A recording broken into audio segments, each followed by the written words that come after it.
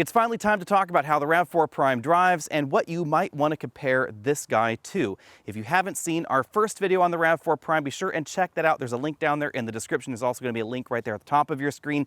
That's the video you're going to want to look at if you want to know what's under the hood, what's on the inside, is there a spare tire in the back, all that sort of stuff is in that video. Here, we're going to talk about the drive first. Let's get out on the road. This drive section is going to be a little bit different because we're starting out from my driveway where I normally talk about the ride quality since I do live on a gravel road. And then we're going to be driving this to my office, which is 33 miles away in San Jose. And according to this gauge right here, it says our EV distance is 33 miles, 32 miles if we use the climate control.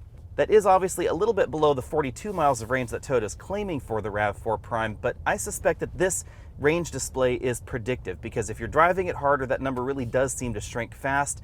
And if you have been driving it hard, it also seems that when it's fully charged, it also seems to display a slightly lower number. So we'll see how realistic this number is. Now, keep a few things in mind. I do drive up and over a 2,200 foot mountain pass in order to get to the office, but I am starting that trip at around 1,250 feet, about 1,300 feet or so, somewhere in that range. So we're not going up the entire pass, but we are going to go down the entire pass. There seem to be a lot of misconceptions about regenerative braking out there, so let's talk about those up front. We have a lot of comments in our recent Tesla video talking about regen braking, so clearly we need to cover this subject. Regen braking is never going to be 100% efficient, and round cycle or round trip braking, acceleration, etc., is obviously going to be far from 100% efficient. So the amount of energy that it takes to get you to 60 miles an hour is never going to be recouped by regenerative brakes slowing down from 60 miles an hour. Just like climbing up 1,000 feet, you're not going to regain that same amount of energy going back down 1,000 feet. That's because there are a lot of factors at play here. There's the rolling resistance from the tire, there's the aerodynamics of the vehicle itself, and then there's the fact that regen braking is not 100% efficient. But regen braking is going to be one of the differences between this and the regular version of the RAV4 Hybrid because this regen braking seems to be much stronger. And that's quite logical because this is a bigger battery pack with more cells in it, and the more cells you have in your battery pack, the faster you could pull power out or stuff power back in. A lot of folks out there that don't really understand how hybrid systems work, I've heard commenting that, oh, the motors in the regular version of the Prius or the regular version of the RAV4 aren't powerful enough to drive electric only. That is not the limiting factor. It's really the battery and some of the other power control electronics. The motors themselves are very, very powerful. And in this kind of hybrid system design, they have to be very powerful because they're always involved in the locomotion of the vehicle. You can never take these motors out of the equation like you can remove the motors in something like a Ford Explorer hybrid or some of Hyundai and Kia's hybrids. And that's why when paired with a bigger battery pack, this feels quite peppy. Just like the Prius Prime feels quite peppy compared to something like the Ioniq plug-in hybrid.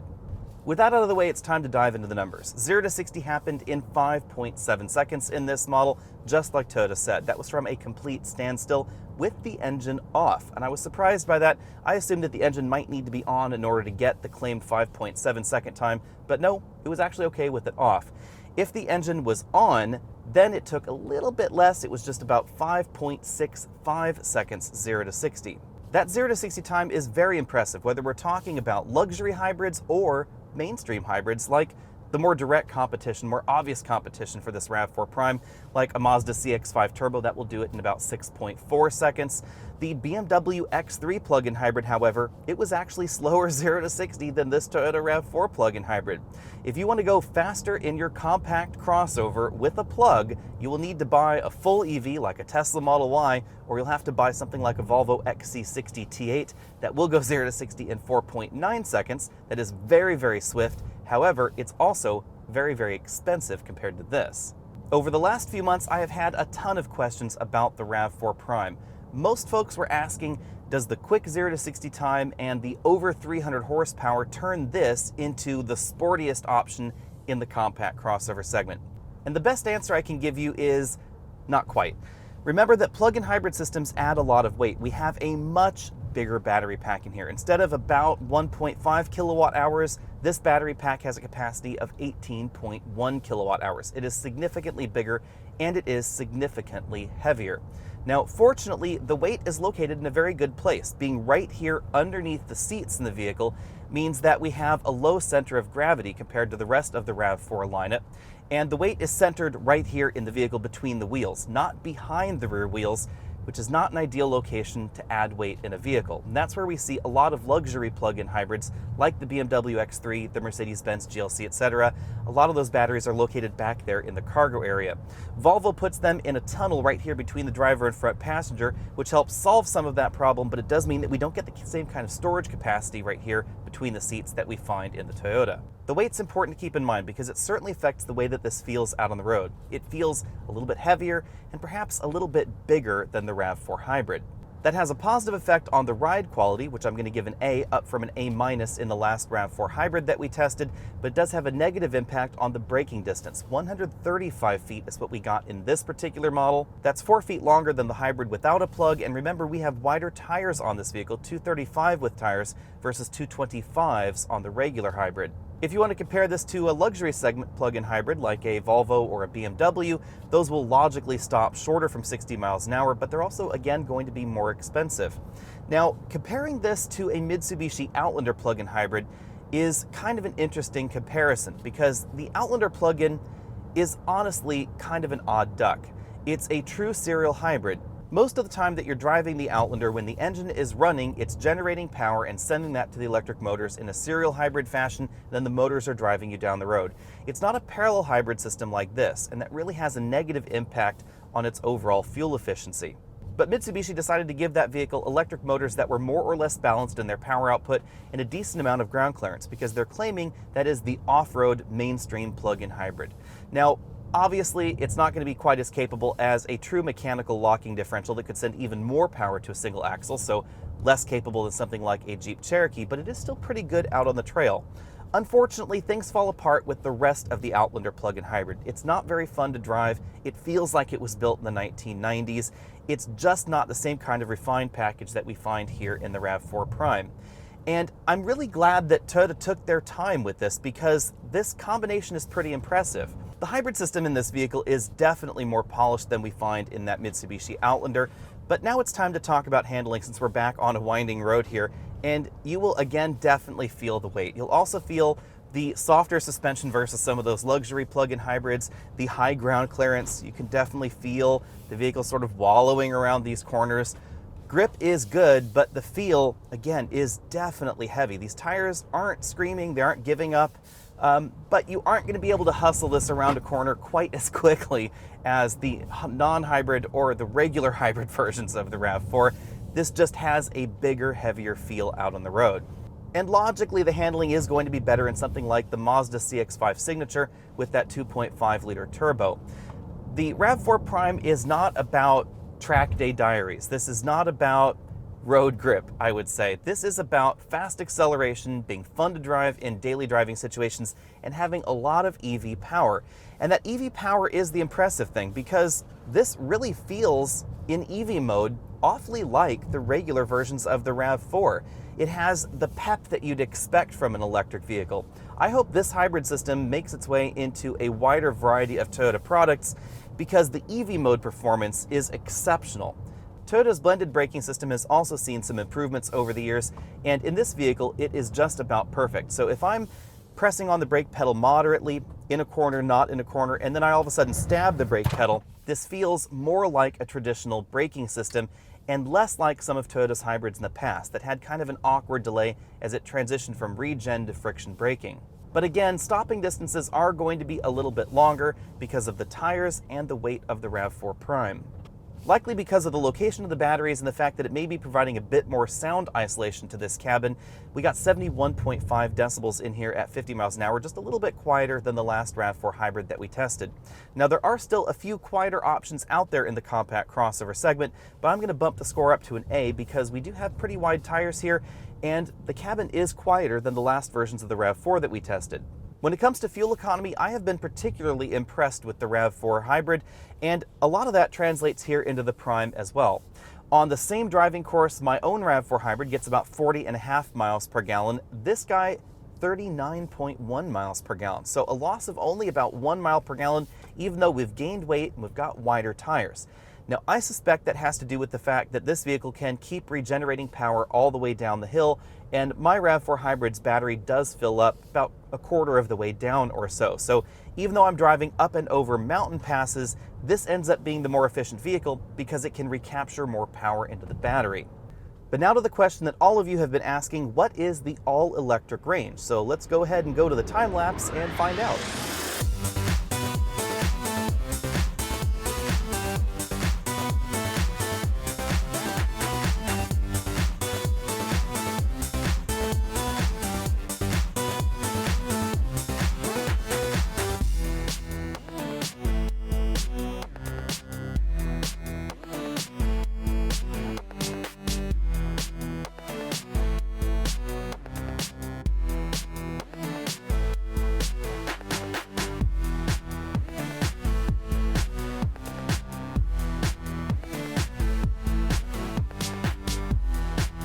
With 34 miles of driving down, let's take a look at the instrument cluster. And you can see there that it says that we have 11 miles of range left. So this is right in line with what Toyota's saying, 42 miles of overall range. Now let's go ahead and turn it around and start driving and see how far we can get back towards home.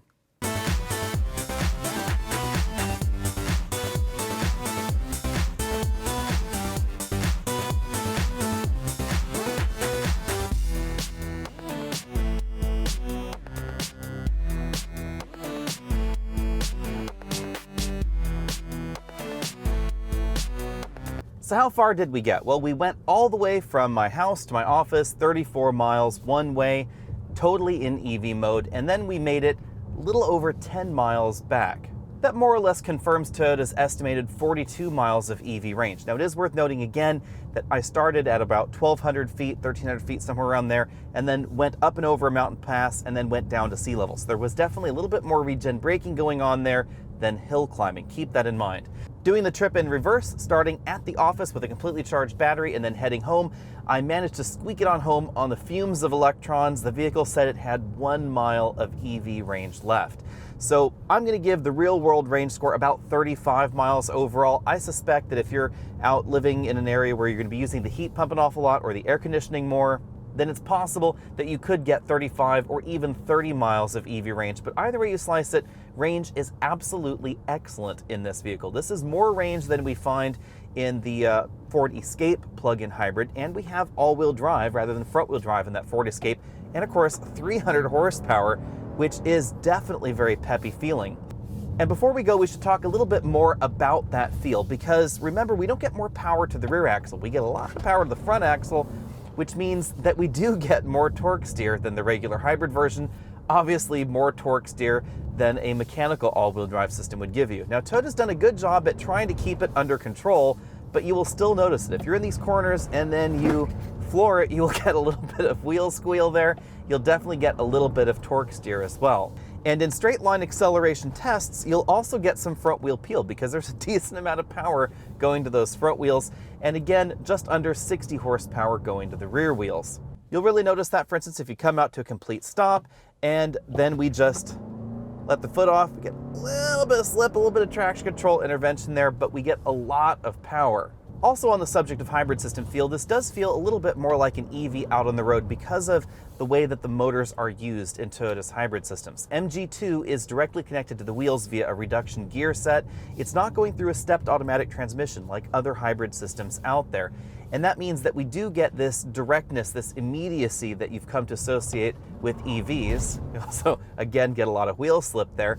And then the engine sort of catches up after a little bit. Since we have more power from the battery pack than we find in the regular hybrid version, there's certainly a greater sense of urgency in this vehicle than we find in the RAV4 hybrid, and of course, a slightly more linear feel to the acceleration as well. Bottom line, out on the road, the RAV4 Prime is a different kind of fun than you might expect out of a performance entry. So this is not going to feel as nimble, as direct, as communicative as something like the Mazda CX-5 out on the road, but when you punch it, this is going to go an awful lot faster.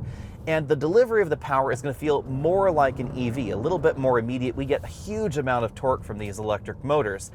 But the overall grip is not exactly as high as some of the luxury segment plug-in hybrids. So if you were expecting the RAV4 Prime to go 0 to 60 in 5.7 seconds, and pull 1G in a skid pad, then you're going to be disappointed. But if you simply wanted a comfortable family hauler that gets excellent fuel economy, a really surprising amount of EV range, and will also go like the clappers when you want it to, that's exactly what the RAV4 Prime is.